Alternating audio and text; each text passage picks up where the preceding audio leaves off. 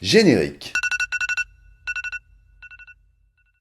Bonjour à tous et bienvenue dans La Flemme, on est aujourd'hui le jeudi 7 décembre et c'est la Saint-Ambroise. Aujourd'hui c'est l'anniversaire de Richard Darbois. Ce monsieur fait du doublage mais c'est probablement la voix la plus connue de tout le doublage français. C'est la voix de Buzz l'éclair, vers l'infini et au-delà. Le génie d'Aladin, 10 millénaires, ça vous flanque un de ces torticolis. Waternoose dans Monstres et compagnie, Je n'ai pas d'autre choix.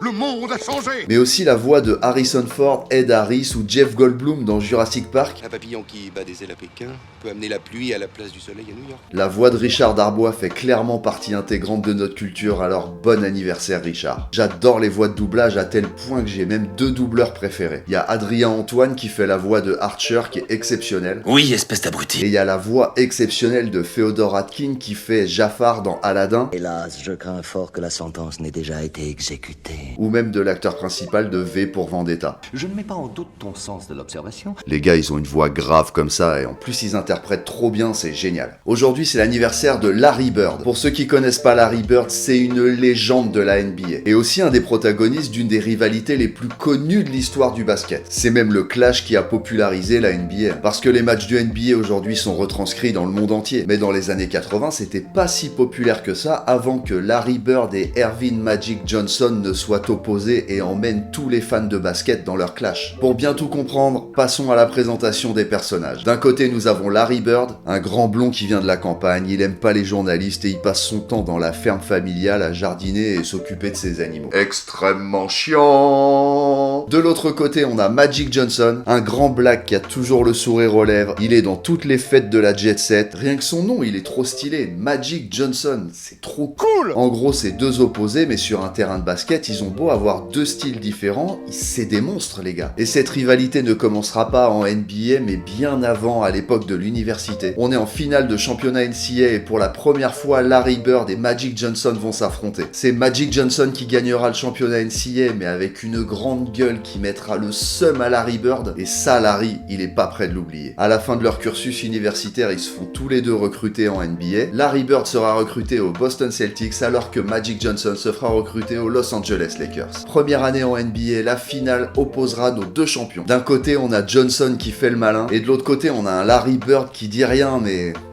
t'inquiète pas. Et tu sais, ce genre de t'inquiète pas qui...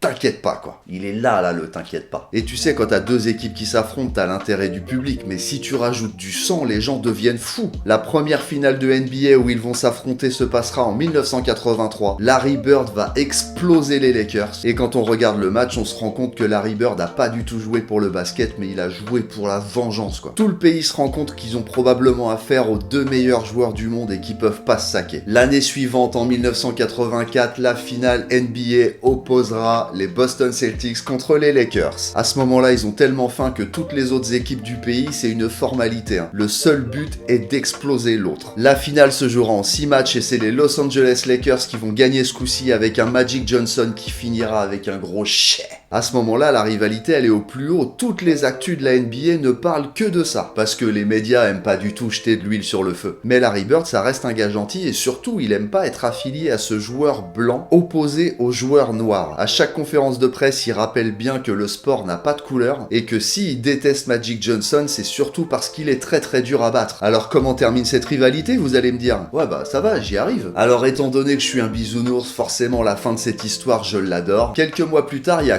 Converse qui signe un contrat avec les 2 équipes et qui a besoin de faire une publicité avec nos 2 protagonistes dedans. Là, il faut se rendre compte qu'ils sont obligés de tourner une publicité avec le sourire en compagnie de leur rival. Larry Bird, il dit ok, mais ça se passera chez moi dans ma ferme. Alors Magic Johnson fait le déplacement jusqu'à la campagne et je vais laisser les 2 protagonistes vous expliquer ce qui s'est passé. How was your summer? Oh, it's going good. How was yours? It's going great. I said, man, it's a nice spread you got. He's asked me, is this where you play? I said, yeah, I play here if it's not windy. If it's raining or windy, I go to the gym. But this is where I do all my work. Then they said, okay, break, it's lunch break time. I was going to my trailer. He said, no, my mother has prepared lunch for us up at the house. We went up to the house and we sat down there and we talked. And my mom, my brothers thought the world of him. His mother was so nice, making sure I had enough to eat. I just saw my mother. It was crazy. He charmed her. You can see it. But that's magic. He makes everybody feel welcome and warm, and he's a con man. He met Irvin at lunch. Irvin is a good dude. I like Irvin a lot better than Magic. I was just so happy to finally be Irvin with him because Magic was like, I don't know if I want to get to know this guy. But Irvin got a chance to talk about family, how he grew up.